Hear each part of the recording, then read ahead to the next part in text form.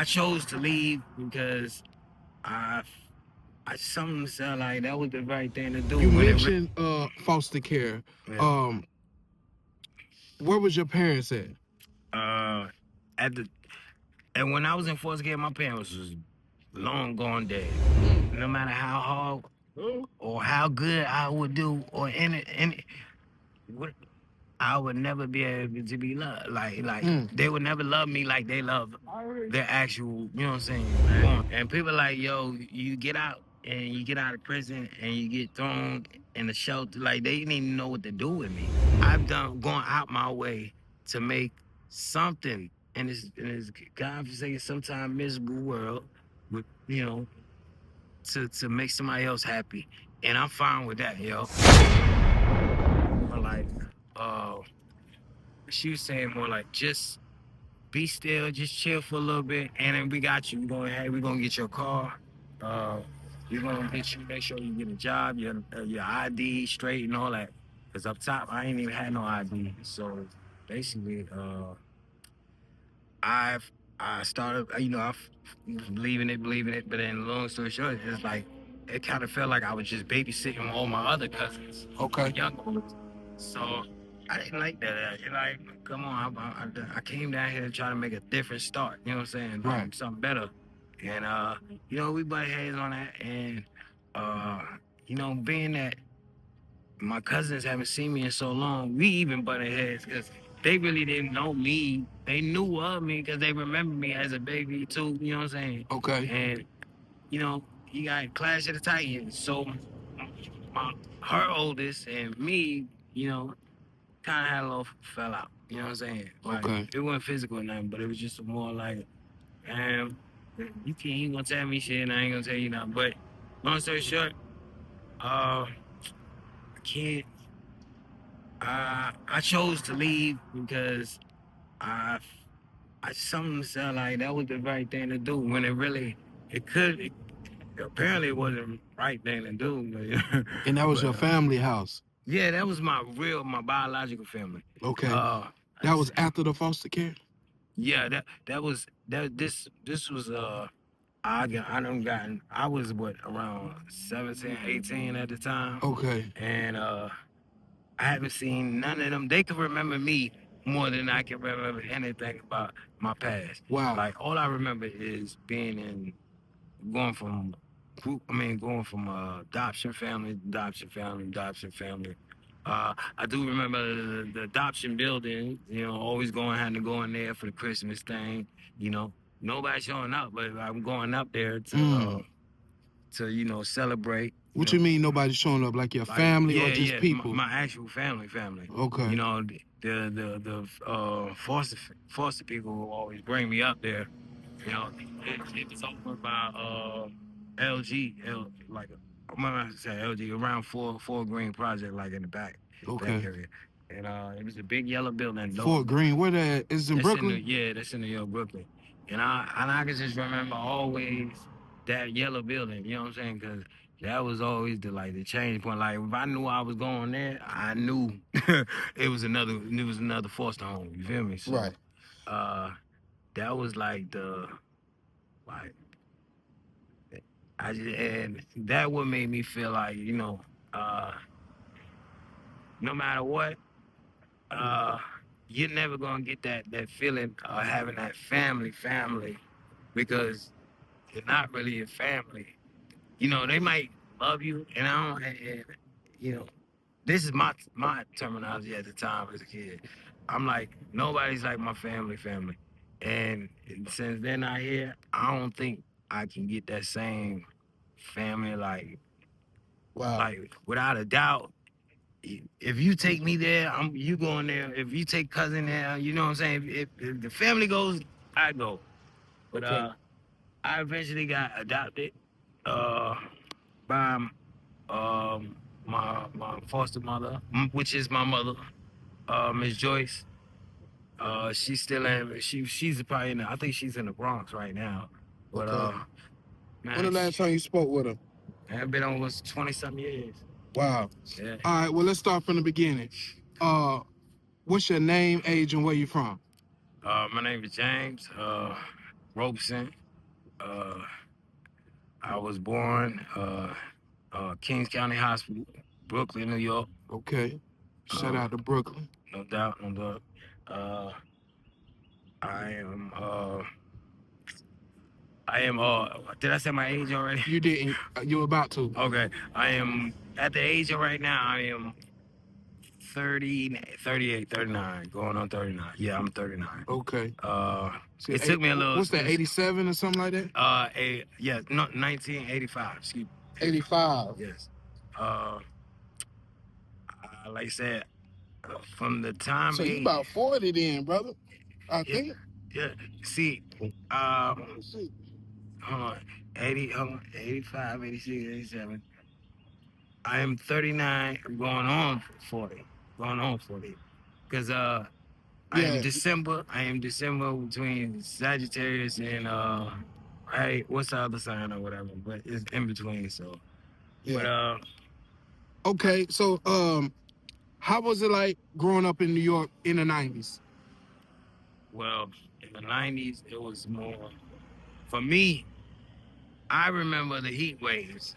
You know, I used to have fun as a kid. Like, cause it was no not restriction, but it was like you could enjoy being a kid in New York, cause it was like, yo, go outside and play. Right. Like, as long as you ain't wilding out and all that craziness.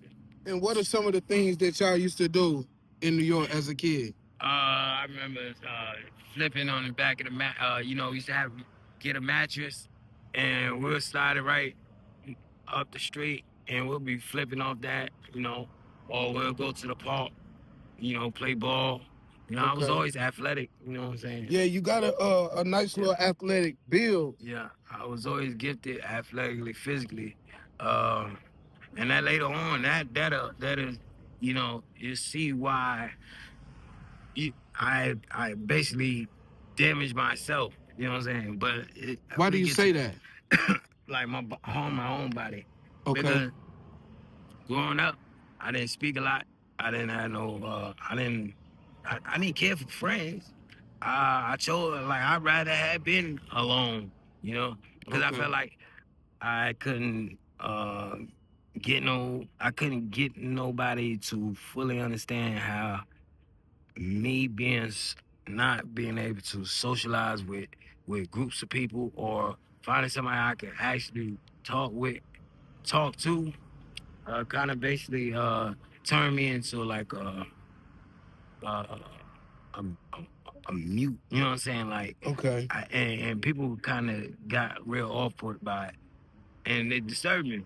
It's kind of disturbing. It's almost like social anxiety, almost. Yeah, because it's not like I never want to fit in.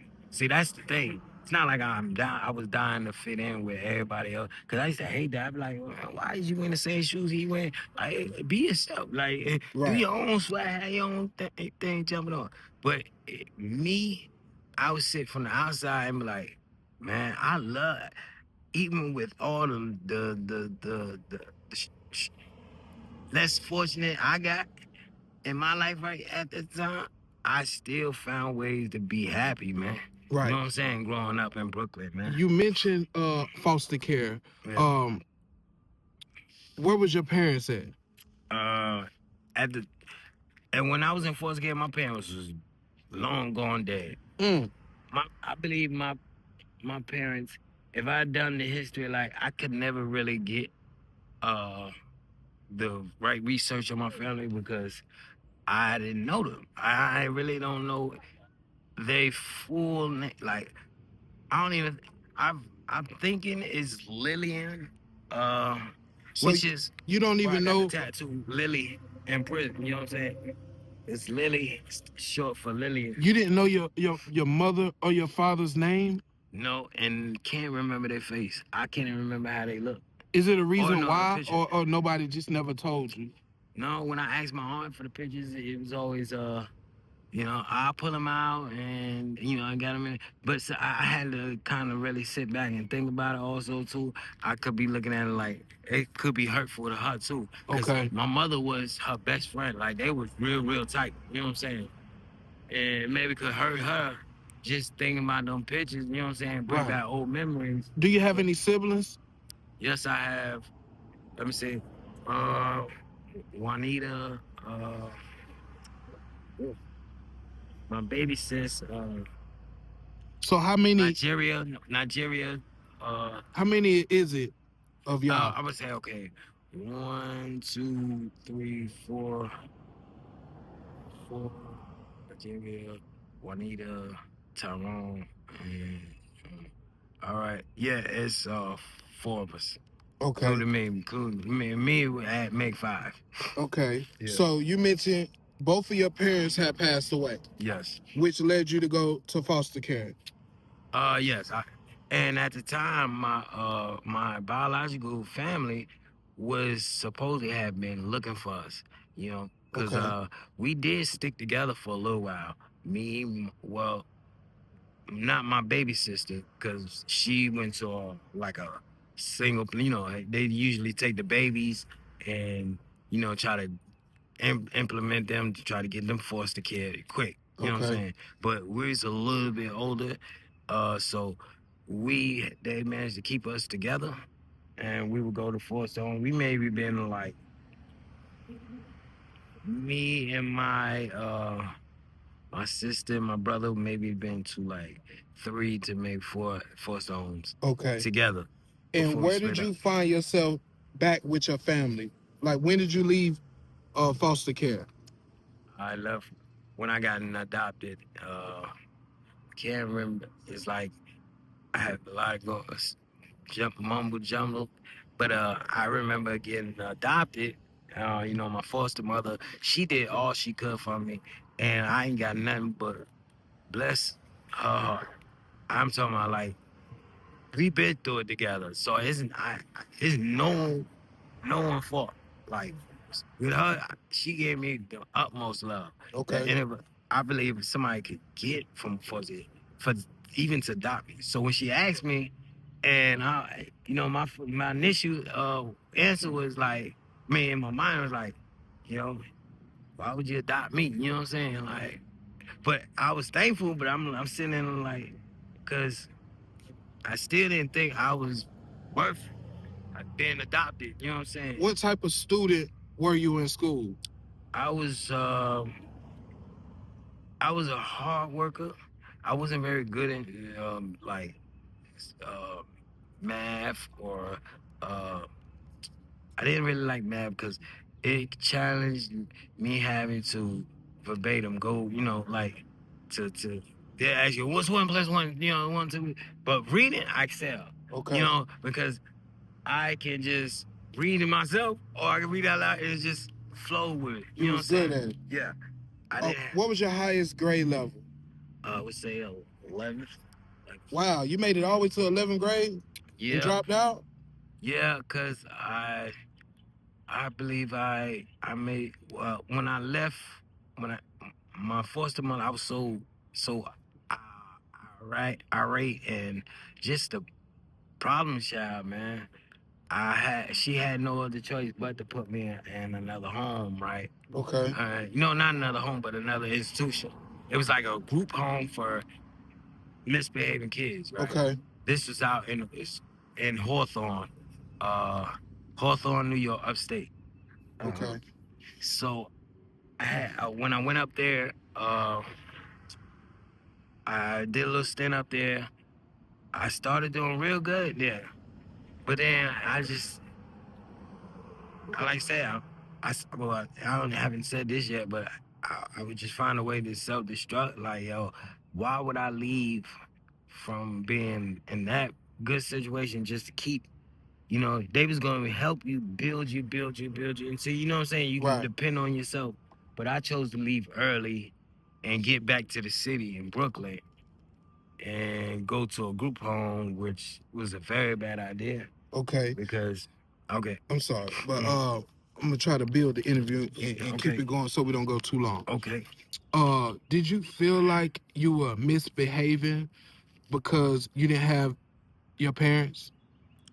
I want to say not per se, just that right there.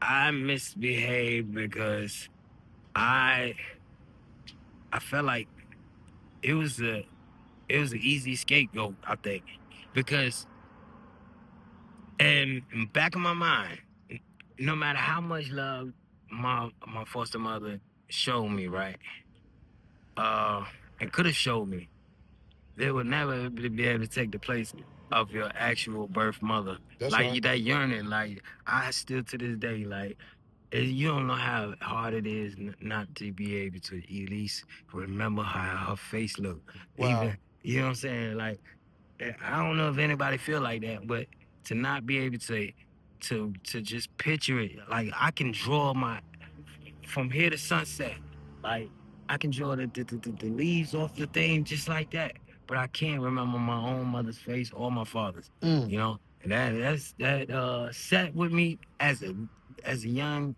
kid, and it got so bad to a point where like any little thing could set me off to where I knew I just knew that's why I knew they could never love me. Like if she'll go, cause see, she had a daughter also.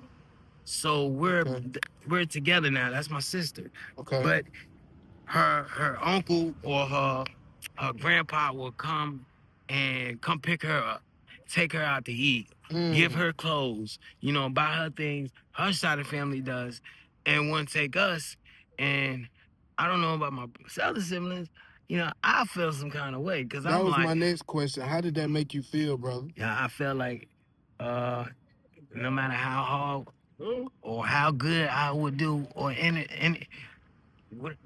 I would never be able to be loved. Like they would never love me like they love their actual, you know what I'm saying, born. And I said, and there's no change in my mind. To this day, I still feel like that. Like I'm not saying she didn't love me or she didn't show me love. You know what I'm saying? She showed me love, affection, but it's a difference. You know what I'm saying? Like I don't know what it is. Like is it because I'm still holding on to my mother's yearning? Like is that it's like a mama's boy or something like that? That what they call it? No, I wouldn't call it that. But It's just something you're going through, brother. Have you had any counseling?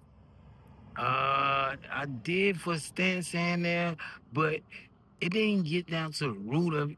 And when they did, they always come up with medication. And why I acted out in school. And my thing is it was like I didn't really get into fights, right? Because I always I played the bat. I was good. You know what I'm saying? Like people didn't fuck with me. First though, I was like physically fit, and I gave it a present like don't mess with me because I ain't fucking with you. So just keep our distance. You know what I'm saying? Right. I wore corduroys to school. I wasn't a flashy dresser. I was clean. I always clean cut, whatever.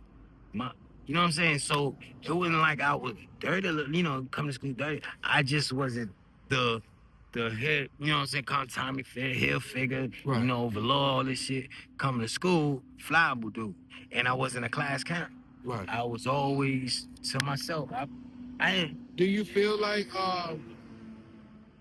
like you needed to be medicated for the pain that you was dealing with? maybe it could have helped. I don't know. But I always had this stigma, you know, we like black people, and I don't know, they're always black people, but I had this stigma like, yo, if I get medicated, I know I'm already, you know, doing crazy, you know, stealing from my mother and all this other stuff like this. But I think that it would really damage me, like where I won't be able to function. You know what I'm saying? Like, Okay. So if I don't talk to my then, I'm really shocked. You know what I'm saying? But I didn't know there was certain, you know, medications that could have helped depress. Like it was depression, man. Like I didn't realize Do it you was feel like depressed. you probably can use some now, or you don't need it? Excuse me. Yeah. I would say yes, most definitely. And this and it's not saying that it wouldn't be good or it wouldn't be bad. But if it could help me free my mind and get out of my own way of me hurting myself, getting in my own way, and yeah, I would take it. I would take it. If they say, yo, I found something that can relieve you of depression, loneliness, uh, Are you depressed? yes, I'm more depressed with like not with just my life the way it is right now, like because it is your life, it is what it's gonna be because decisions you make, right? Okay. But it's depression as like I started the more and more I started separating from myself from people, I started to realize like people is some dirty, like some real live grimy people out here, and I no ain't no angel myself, but I have a good heart. Like Okay. and it's not to tote to anybody, nothing like that. I live to especially me coming out of prison. I just live to just see somebody else happy, man. Let's Like, talk about the prison. And I don't mean to cut you off, but I'm just trying to keep the yeah, go ahead. to the interview going. How long did you spend in prison? I spent maybe close to 20 years. I'm gonna say 18 to 19 years in prison. Wow. Yes. State prison. I've been to. Was this one stay or this was a few No. times? No, this is one stay. You One did stay. almost 20 years. Yeah, Bertie, Scotland, Lanesboro, uh, Mountain View. I've been to all these prisons, and I had yet to benefit from anything they call reconstruction, Rehabilitation. I believe that excuse me, is full of it. You know what I'm saying? Because like this, right? It's it's a world inside another world. Like this is the outside world where you got responsibilities, right? But in there, it's a whole lot. You will walk the line. You know what I'm saying? Like, no matter if you're doing a little stint up top or a stint down here, any prison, you will walk a certain way, carry yourself a certain way. Because especially like me, I didn't gang bang, I didn't like I said, I hustled. I didn't get no money from the outside, so I made a way for myself. Okay, let me ask you a question. Do you know what recidivism is? No, sir. Okay.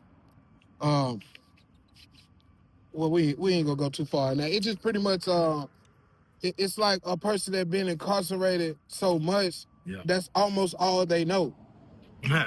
That's what I'm trying to explain. You hit my point exactly, right? Like, all I know is the institution, man. And people like, yo, you get out and you get out of prison and you get thrown in a shelter. Like, they didn't even know what to do with me. Like, I had no backup plan. Did they give you anything, any money or anything when you left? They gave me $40 and gave me a direction where they said, well, we can give you a lift to a shelter, or we can what do you say, or you can take the bus or wherever with the $40 and go where you need to go, right? Wow. So you mean to tell me you did 20 long years in North Carolina State Prison By myself. and on your release, they hand you a $40 check $40. and said, go that way? Yes, $40. Now, they'll have these little packages where you can work, like work release and all that, right? But when you inside and you doing this shit dolo, man, and you gotta stand up on your 10 toes down like for yourself, it is different, man. It's like when it's not to say I stayed in trouble, but when I had to go, I had to go. So I'm either behind a wall, or I am trying to negate. I'm trying to navigate through all the other shit. You know what I'm saying? The gangs, the drugs, Right. the just the life of being in prison, the hustle, the flow. Do you have any addictions? Yes, I do. I my first addiction was cigarettes. Okay. You know what I'm saying? So I used to play sports. I was a good athlete. I played every sport. I didn't even think of sport I couldn't even play. I was even swimming, whatever, you name it.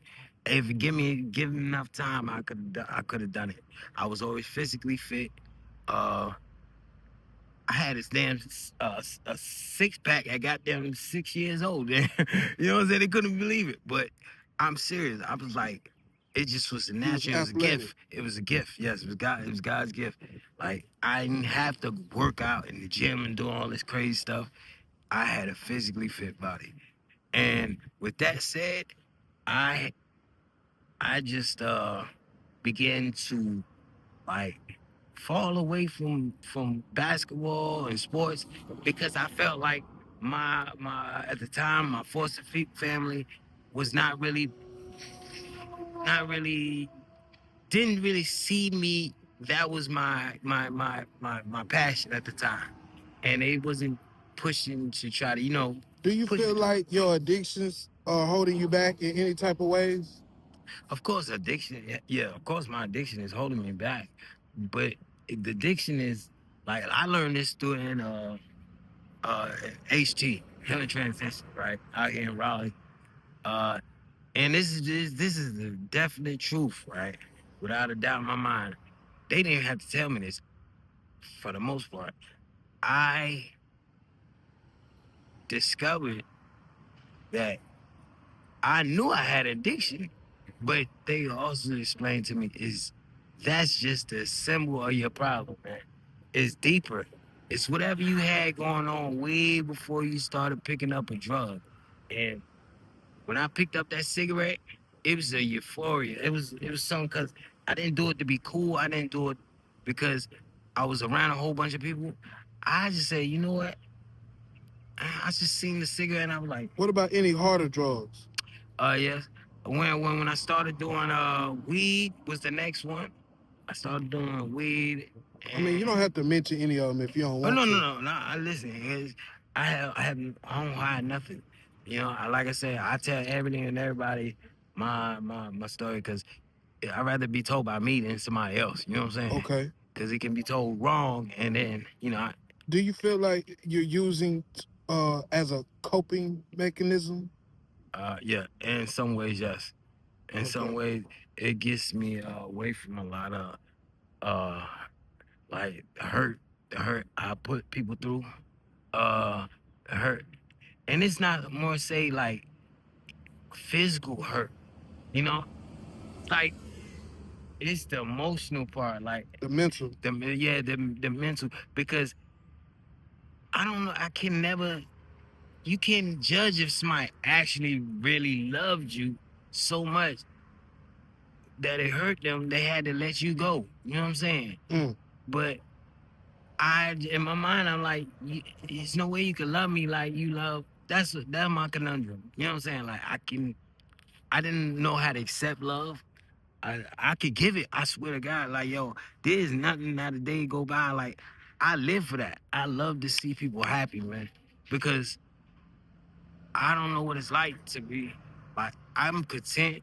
I can be happy within myself, like, but to it's nothing like giving somebody a day where they, it made them put a smile on their face, or just help them out for that little second that got them through that little moment in their life, and it could have changed their course. You know what I'm saying? And you didn't have to spend no bread on them. You know what I'm saying? Mm-hmm. That's the gift I always had, like big heart, but don't know how to how they say be selfish sometimes, cause I would give, right?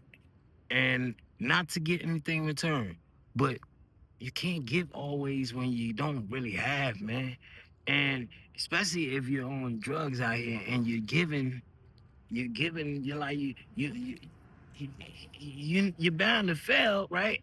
Because and it's not just the materialistic things I give. It's the emotional part of me.